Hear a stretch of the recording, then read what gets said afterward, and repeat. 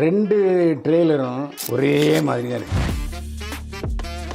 தங்கலானும் அதே மாதிரி ஒரு லாங் ஷாட்டு, எல்லாரும் முடியறாங்க, சண்டை போடுறாங்க. இது வந்து தங்கலான் படத்தை பொறுத்த வரைக்கும் ஞானவேல் ராஜா படம். ஜாக்கெட் இல்லாமல் நடிச்சிருக்காங்க. ஷூட்டிங் வரும்போது ஹக் பண்ணுறதுக்கு முயற்சி பண்ணியிருக்காரு விஜய் சேதுபதி. S3 ஸ்டுடியோஸ் நேயர்களுக்கு வணக்கம். இன்றைக்கி நம்ம கூட இணைஞ்சிருக்க கெஸ்ட் யார் அப்படின்னு பார்த்தீங்கன்னா, யூடியூப் திறந்தாவே நிறைய விஷயங்கள் மூடப்பட்டிருந்தாலும் அதையும் வந்து ஓப்பனாக பேசி சில விஷயங்கள் நமக்கு வெளிச்சத்துக்கு கொண்டு வரதுல இவர் வந்து வல்லவர் அப்படின்னே சொல்லலாம். ஸோ நம்ம கூட பைல்வான் சார் தான் இணைஞ்சிருக்காரு. வணக்கம் சார், எப்படி இருக்கீங்க சார்? என்னை வாழ வைத்துக் கொண்டிருக்கும் யூடியூப் சேனல் நேயர்களுக்கு நன்றியும் வணக்கமும். நல்லா இருக்கு. ஓகே, இப்போ கொஞ்ச நேரத்துக்கு முன்னாடி தான் கங்குவா ட்ரெய்லர் ரிலீஸ் ஆச்சு, நம்ம பார்த்தோம். ஏன்னா அதை பற்றி உங்களோட ஃபர்ஸ்ட் ரியாக்ஷன் இல்லை எப்படி இருக்குது படம், அதை பற்றி ட்ரெய்லர் அதை பற்றி சொல்லுங்கள் சார். கங்குவா தங்கலான் ஒற்றுமை நாம் பேசுவோம். கண்டிப்பாக ரெண்டு ட்ரெய்லரும் ஒரே மாதிரி தான் இருக்குது. அதில் விக்ரம் வந்து கோணம் கட்டியிருக்காரு, இதில் கோணம் கட்டல அதே மாதிரி ஜடாமுடி. முன்னாலெலாம் வந்து முனிவர்கள் தான் ஜடாமுடி வைப்பாங்க. இப்போது அந்த போர் வீரர்கள் கூட ஜடாமுடி வச்சுருக்காங்க. அது முதல் பாவம் எப்படி தான் டப்பிங் பேசுகிறான்னு தெரியல. முக்கிறது நமக்கு கஷ்டமாக இருக்குது. அவர் என்ன பேசுகிறதுன்னு புரியவே மாட்டேன். ஆமாம், அது வேணா இருக்குது, புரியலை. அப்புறம் மர்ம தீவுங்கிறாரு, அங்கேயே அடிபட்டு போச்சு. இது ஏதோ ஒரு பேய் இல்லாட்டி, அதாவது சிறுத்தை சிவகிட்டெல்லாம் வந்து ஒரு புதிய படைப்பை எதிர்பார்க்க முடியாது. ஓகே, அவர் வந்து ஒரு கிரியேட்டர் கிடையாது, கமர்ஷியல் ஹீரோ. அவ்வளோதான். கொஞ்சம் ஊறுகாய், அதாவது சாப்பாடு, ரசம், மோர், அப்பளம், ஊறுகாய்னு வச்சுவர், அவ்வளோதான். புதுசாக ஏதாவது ஹைதராபாத் பிரியாணி பண்ணுவார்னா அதை அவர்கிட்ட எதிர்பார்க்க முடியாது. தங்கலான் ட்ரெய்லரும் இதுவும் ஒரே பேட்டர்ன்லாம் இருக்குது. ஒருவேளை இந்த மாதிரி ட்ரெய்லர்லாம் இப்படி தான் இருக்கணும்னு ஒரு மேனியா ஆகிடுச்சா என்னன்னு தெரியல. ஆனால் ரெண்டு படத்தோட தயாரிப்பாளரும் ஞானவேல் ராஜா தான். ஆமாம், ஏன்னா ஆல்ரெடி ஒரு ஃப்ளேவரில் அவர் பண்ணுறாரு, அகெயின் ஏன் சேம் ஃப்ளேவரில் பண்ணுறாருன்றது. அவர் என்ன செய்வார், அவர் காசு கொடுப்பார், ப்ரொடியூசரு, நடிக்கிறவர் சூர்யா, டைரக்ட் பண்ணுறது சிறுத்தை சிவா. அதுமாதிரி அங்கே நடிக்கிறவர் விக்ரம். 40 வருஷம் முன்னாடி தயாரிப்பாளர்கள் என்பவர்கள் முதலாளி முதலாளின்னு எல்லோரும் சொல்லுவாங்க. எனக்கு தெரிஞ்ச எம்ஜிஆர் வந்து சாண்டர்ஸ்னை பார்த்தவர், ஏவிஎம் சரவணன் எல்லாரையும் முதலாளி தான் சொல்லுவார். சம்பளம் கொடுக்குறவர். ஏன் ஆர வீரப்பனை கூட முதலாளி தான் சொல்லுவார் எம்ஜிஆர். அதே மாதிரி தான் சிவாஜி கணேசன் பணம் போடுற பாலாஜியை முதலாளின்னு தான் சொல்லுவார். அந்த முதலாளிகள் எடுக்கிற முடிவு தான் எல்லாம். இப்போது தயாரிப்பாளர்களிடம் இருந்த உரிமை, அதிகாரம் எல்லாம் ஹீரோட்டு போயிடுச்சு. இப்போ நீ என்ன ஷூட்டிங் இப்போ எடுத்து வந்த பாலாஜி டைரக்டர் கிருஷ்ணமூர்த்தி கேட்பார், பில்லா கிருஷ்ணமூர்த்தியை. அவர் சொல்லுவார், ஏன்னா இன்றைக்கி இந்த 4 சீன் எடுக்கணும்னா 4 சீன் எடுத்துடணும். முத்தியா சீனிவாசன் அப்படித்தான். திட்டமிடல் ரொம்ப தெளிவாக இருந்துச்சு. இப்போ அந்த திட்டமிடல் டைரக்டர்கிட்டையும் இல்லை.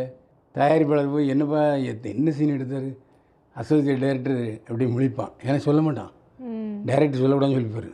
அதாவது பெரும்பாலான டைரக்டர்கள் பணம் போடுற தயாரிப்பாளர்கள் ஷூட்டிங் ஸ்பாட்டுக்கு வர்றதை விரும்புறது இல்லை. என்ன சினிமா எங்கே போகுதுன்னு தெரியல. அதனால தான் நிறைய வெல்நோன் ப்ரொடியூசர்ஸ்லாம் வந்து சினிமாவை விட்டு போயிட்டாங்க. ஏவிஎம், வாகினி, பாலாஜி, முத்தியா சீனிவாசன் கம்பெனிலாம் பெரிய பெரிய கம்பெனிகள். ஆமாம், இன்றைக்கி ஹீரோஸே ப்ரொடியூஸ் பண்ணிக்கிறாங்களே சார். ஆமாம், என்ன பண்ணுறது, அவங்க சம்பளம் வெளியே தெரிஞ்சு போவோம்.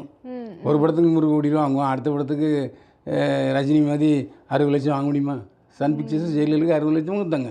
ஏன்னா அவர் ஒத்துக்கிட்டார், சரி ரைட், நமக்கு பணம் போட்டு எடுக்கிறது தான் தெரியும், இது உங்கள் மார்க்கெட் இவ்வளோ தான் சார்னு சொல்லுங்கள், அறிஞ்ச முடியும். அது ரஜினி. மற்றவங்ககிட்ட அதே எதிர்பார்க்க முடியுமா? என்னடா இது, அவருக்கே என்ன தங்கலானும் அதே மாதிரி ஒரு லாங் ஷாட்டு, எல்லோரும் முடியறாங்க, சண்டை போடுறாங்க, ஒரு மிட் ஷாட்டு, ஹீரோ கத்துறாரு, அங்கே அவன் கோணத்தில் கத்துறான், இவன் தாடி வச்சுக்கிட்டு கத்துறான். என்ன வாட் இஸ் திஸ்? ட்ரெய்லரை பார்க்கும்போது கங்கா படத்தை நம்ம பார்த்தே தீரணும் அப்படிங்கிற ஒரு வெறி வருதா? இது கங்குவா ட்ரெய்லரா இல்லாட்டி மறுபடியும் தங்கலான் ட்ரெய்லராங்கிற சந்தேகமே நமக்கு வருதா இல்லையா? முன்னோட்டம்ங்கிறது ஒரு பத்திரிகைக்கு போஸ்டர் மாதிரி. போஸ்டரில் செய்தியை பார்த்துட்டு போய் பேப்பர் கொடுங்கன்னு கேட்கணும். போஸ்டரா அப்படின்னு போய்ட்டா அப்படின்னு அர்த்தம். ஆமாம், ஸோ ஒரே வரியில் முடிச்சிட்டீங்க சார் நீங்கள். அதான் உண்மை. ஆமாம், போஸ்டரை பார்த்த உடனே பர்ஸில் இருந்து எடுத்துருந்தா கொண்டா பேப்பரை. அதுக்கப்புறம் அதில் வந்திருக்கா வரலையா நல்லா இருக்கான்னு வேற விஷயம். ஒரு டெம்ப்ட் இருக்கணும். அது இல்லை. ஆமாம். ட்ரெயிலர் பார்க்கும்போது அதை பார்த்த மாதிரியே இருக்குது, இதை பார்த்த மாதிரியே இருக்குது, எப்படி சரியாது. ஆமாம். அதில் கங்குவா ட்ரெயிலர் வந்து ஒரு படம் பார்க்கணுங்கிற உணர்வு தோற்றுவிக்கலை. ஓகே. அப்போது எப்படி இருக்க போகுதுன்றது அதுவும் நமக்கு படம் தெரியும். ஒருவேளை அவங்க வந்து ட்ரெயிலர் தப்பாக எடுத்துருக்கலாம், படம் இல்லாமல் இருந்திருக்கலாம். கண்டிப்பாக. ஏன்னா ட்ரெயிலர் ஓஹோன்ட்டு படம் தப்பாகிட்டுனா. ஆமாம், அதுவும் அந்த மாதிரி படங்களும் இருக்கு. படம் முன்னோட்டம் வச்சு நம்ம வந்து படம் நல்லா இருக்கா இல்லையாங்கிறது சொல்ல முடியாது. ஓகே. ஸோ அப்போ நம்ம கண்டிப்பாக வெயிட் பண்ணி பார்க்கலாம் சார். அண்ட் இப்போ தங்கலான் மூவி வந்து ஆப்வியஸ்லி எல்லாமே முடிஞ்சு கிட்டத்தட்ட ரிலீஸ் கிட்ட இருக்குது. பட் ரிலீஸ்க்கு நிறைய பிரச்சனைகள் இருக்குது, ரிலீஸ் ஆகிறதுல நிறைய பிரச்சனைகள் இருக்குதுன்னு நாங்கள் கேள்விப்பட்டோம். அது என்ன மாதிரி பிரச்சனை, தீர்க்க முடியுமா, ரிலீஸ் ஆகிடுமான்றதை பற்றி நீங்கள் சொன்னீங்கன்னா நல்லாயிருக்கும். தங்கலானுக்கு இப்போ இடையில ஒரு தடை வந்திருக்கு. கோர்ட்டில் வந்து ஒரு மார்வாடிகிட்ட 10 கோடி ரூபா தங்கலான் படத்தினுடைய தயாரிப்பாளர் ஞானவேல் ராஜா வாங்கியிருக்காரு. ஓகே. அது ஏற்கனவே கோர்ட்டில் வந்து தொடர்ந்து நீங்கள் வந்து கடனை அடைக்கணும் அப்படின்னு சொல்லியிருக்காங்க. இப்போ அடைக்கலை. அதனால் சமீபத்தில் அவர் மறுபடி அந்த ஃபைனான்ஸ் பண்ணவர் தரப்பில் கோர்ட்டில் கேஸ் வந்திருக்கு. அப்போது 1 கோடி ரூபா நீங்கள் 17ஆம் தேதிக்கு முன்னாடி நீங்கள் வந்து கோர்ட்டில் ஒப்படைக்கணும். ஓகே. அதுக்கப்புறம் நீங்கள் தயாரிக்கிறீங்களா இல்லையான்னு பார்த்துக்கலான்னு சொல்லிட்டாங்க. ஆனால் 1 கோடிங்கிறது பெரிய விஷயம் இல்லை. தங்கலானை பொறுத்த வரைக்கும் வாய்ப்பு அதிகம். ஆகஸ்ட் 17ஆம் தேதி ஒத்தி வச்சிருக்காரு கேஸை. ஆகஸ்ட் 17ஆம் தேதிக்குள்ளே அந்த 1 கோடி ரூபாய் ஞானவேல் ராஜா கட்டிட்டாருன்னா நோ ப்ராப்ளம். இப்போதைக்கு ஒரு சிக்கல் ஓகே இருக்கிறது உண்மைதான். பட் அதை சரி பண்ணக்கூடிய சிக்கல் தான். ஆமாம், 1 கோடிங்கிறது சாதாரண விஷயம் தான். ஓகே. பட் தங்கலான் பற்றி எங்களுக்குலாம் ஒரு எக்ஸ்பெக்டேஷன் இருக்குது சார் ஆப்வியஸ்லி. பட் உங்களுக்கு இருக்க எக்ஸ்பீரியன்ஸ்க்கு நீங்கள் நிறைய பார்த்துருப்பீங்க. ட்ரெய்லருக்கும் படத்துக்கும் இருக்கிற ஒரு ட்ரெய்லர் பார்த்தாவே உங்களுக்கு ஒரு பெர்செப்ஷன் வந்துடும். ஸோ உங்கள் பெர்செப்ஷன் படி தங்கலானோட எக்ஸ்பெக்டேஷன் உங்களுக்கு எப்படி இருக்குது? அது வந்து சில என்னுடைய பத்திரிகை நண்பர்கள் நிறைய பேர்ட்ட விசாரித்ததில் பாகுபலி மாதிரி தான் இதுவும் இருக்கும் ஓகே அப்படின்னு சொல்கிறாங்க. எந்த அளவுக்கு அது வந்து ஒர்க் அவுட் ஆகுங்கிறது சொல்ல முடியாது. ஓகே. தங்கலான் பற்றி அப்போ உங்களுக்கு ஒரு எக்ஸ்பெக்டேஷன் பெருசாக இல்லை அந்த மாதிரியா? ஆமாம். என்ன காரணம்னா அந்த அதாவது ஆதிவாசிகள் கோலார் தங்க வயலில் தங்கத்தை தேடி போகிறாங்க. கோலார் தங்க வயலில் ஒரிஜினலாக ஆதிவாசிகள் மட்டும்தான் இருந்தாங்களா? தமிழர்களும் அங்கே இருந்தாங்களே. அப்போ அவங்க தேடி போயிருக்க மாட்டாங்களா? அது இடையில பேயெல்லாம் வேறு வருது. அந்த மெயின் ட்ராக்கில் அது ஒரு டிஸ்டர்ப் ஆகும். நீங்கள் தங்கத்தை தேடி போகிறான், அதை வந்து பேய் தடுக்குதுன்னு சொன்னால் பொடால் லூசுன்றான். பாகுபலிலையும் ஆர்ஆர்லேயும் எப்படி தெளிவாக இருந்துச்சு திரைக்கதை, அந்த மாதிரி இருக்கணும். ஆனால் ஒரு விஷயம், கமலஹாசன் வந்து சில படங்கள் எடுத்தார், அவர் சொந்த படங்கள்னு சொன்னால் அவருடைய க்ரியேட்டிவிட்டியை அவர் சொந்த படத்தில் தான் போட்டு பார்ப்பார். இது வந்து தங்கலான் படத்தை பொறுத்த வரைக்கும் ஞானவேல் ராஜா படம். அதில் மேக்ஸிமம் எக்ஸ்டென்ட்டு எவ்வளோ தயார்படுத்தி கொடுக்க முடியுமோ அந்த அளவுக்கு அவர் செய்யணும். தேவையில்லாத சில விஷயங்களை அங்கே பூத்தக்கூடாது.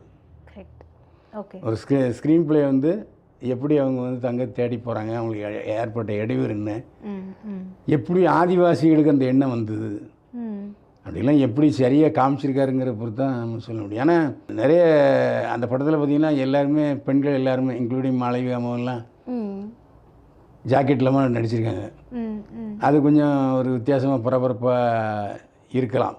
ஓகே, பிக்சரைசேஷன் நல்லா இருக்கலாம். ஆனால் இவருடைய கவனம் வந்து அரசியலில் ஈடுபடுறதுனால முழுமையான கவனத்தை சினிமாவில் செலுத்த முடியலன்னு நினைக்கிறேன் நம்ம ரஞ்சித்தால். அவர் என்ன கதை எடுக்கிறாருங்கிறது இது இப்போ ப்ரெஸ் மீட்டு வச்சு கேன்சல் பண்ணிட்டார். அது தெரியும் உங்களுக்கு? சென்னையில் மட்டும் ப்ரெஸ் மீட் வச்சு கடைசி நிமிஷத்தில் கேன்சல் பண்ணிட்டு மதுரையிலையும் கோயம்புத்தூர்லையும் பண்ணியிருக்கார் promotion.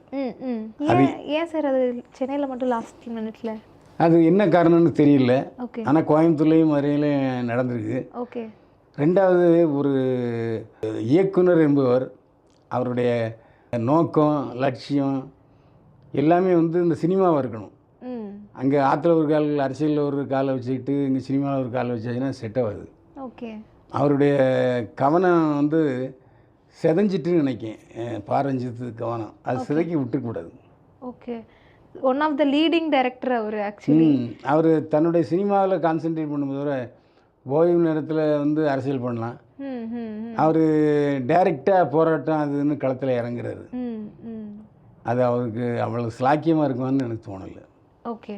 So Shruti Haasan ma'am வந்து இப்போது ரீசெண்டாக விஜய் சேதுபதி சார் கூட நடிக்க மாட்டேன்னு ஓப்பன் ஸ்டேட்மெண்ட் கொடுத்தா நாங்கள் கேள்விப்பட்டோம் சார். ஸோ அது எந்த அளவுக்கு உண்மை, என்ன ரீசன் அதுக்கு பின்னாடி இருந்துச்சுன்னு நாங்கள் தெரிஞ்சுக்கணும்னு நினைக்கிறோம். இல்லை, அவர் விஜய் சேதுபதி ஸ்ருதிஹாசன் ஒரு படத்தில் சேர்ந்து நடித்தாங்க. அப்புறம் அந்த ஸ்ருதிஹாசன் ஷூட்டிங் வரும்போது ஹக் பண்ணுறதுக்கு முயற்சி பண்ணியிருக்காரு விஜய் சேதுபதி. ஏதோ அசிங்கமாக ஒரு வார்த்தை சொல்லிட்டு மாட்டேன்ட்டு, கருத்த பையன் அப்படிங்கிற மாதிரி ஏதோ ஒரு வார்த்தை சொல்லியிருக்கு. ஓகே. அதே மாதிரி 3 நாள் கால் ஷீட் இருக்கும், இன்னும் 3 நாள் அடிக்க வேண்டியிருக்கு, மாட்டேன்னு சொல்லி ஓடிவிட்டு. அப்படி பார்த்தா விஷால் சார் கூட ஹீரோவாக நடித்தாங்க. பட் அது அதோட கருத்து, விஷால் ஒரு நல்ல கற்பனாக இருக்கலாம், விஜய் சேதுபதி அவர் பிடிக்காத ஒரு கற்பனாக இருக்கலாம், அப்படி சொல்லி. ஆனால் இப்போ என்னென்னா விஜய் சேதுபதி படத்தில் ஒரு கானா சாங் பாடியிருக்காங்க. ஓகே. யார்? ஸ்ருதிஹாசன். அதாவது பாட்டு பாடலாமா, நடிக்கக்கூடாதான். ஓகே. நீங்கள் இதை எப்படி பார்க்குறீங்க சார் இந்த விஷயத்தை? உங்கள் கருத்தை சொல்லுங்கள் சார், அதுக்கு தான் வெயிட் பண்ணுறோம். இல்லை, கருத்து இது வந்து தவறான அதாவது நடிக்கன்னு வந்ததுக்கப்புறம் நான் இவனோட நடிக்க மாட்டேன், அவனோட நடிக்க மாட்டேன், இவன் என்ன ஹெல்ப் பண்ணக்கூடாது, இவன் என்ன தொடக்கூடாதுங்கிற இன்னைக்கு பேசப்படுகிற அதிகமான சம்பளம் வாங்குகிற ஒரு ஹீரோ விஜய் சேதுபதி. ஆமாம், நடிக்க ஒத்துக்கிட்டு தானே அட்வான்ஸில் வாங்கினேன். கண்டிப்பாக. அப்போ தெரியலையா கற்பன்ட்டு, இப்போ மட்டும் என் கற்பனை தெரியுது. இந்த மாதிரி விஷயம் ஏன் சார் அடிக்கடி நடக்குது? ஏன்னா ரொம்ப லாங் பேக்கில் ஐஸ்வர்யா ராய் மேம் கூட அஜித் சார் கூட நடிக்க மாட்டேன்னு சொல்லி படம் மாறினதெல்லாம் நாங்கள் கேள்விப்பட்டோம். இல்லை, அஜித் கூட நடிக்க மாட்டேன்னு சொல்லவே இல்லை. அஜித்தோட நடிச்சிருக்காங்க. அப்போ கண்டுகொண்டேன் நடிச்சாரு. இல்லை, அதில் அவங்களுக்கு பேரா வர மாட்டாங்கல்ல. இருக்கட்டும், சோவாட். அதாவது அவங்க சொன்னது என்னன்னா விஜயோட நடிக்க மாட்டேன் அப்படின்னு சொன்னாங்க. அது காரணம் வந்து நான் என் வயசு குறைஞ்ச ஹீரோவோட நடிக்க மாட்டேன், அதனால விஜயோட நடிக்க மாட்டேன்னு ஒரு ஆள் சொன்னாங்க. சரி. சினிமாவில் மட்டும் வயசு குறைஞ்சவனோட நடிக்க மாட்டேன், ஆனால் வாழ்க்கையில் நான் வயசு குறைஞ்சவனோட கல்யாணம் பண்ணிக்கலாமா? நிறைய விஷயங்கள் இன்ட்ரெஸ்டிங்காக பேசிகிட்டு இருக்கோம். இன்னும் நிறைய விஷயங்கள் நம்ம பேசலாம். Stay tuned with Vijay Roshini and S3 Studios.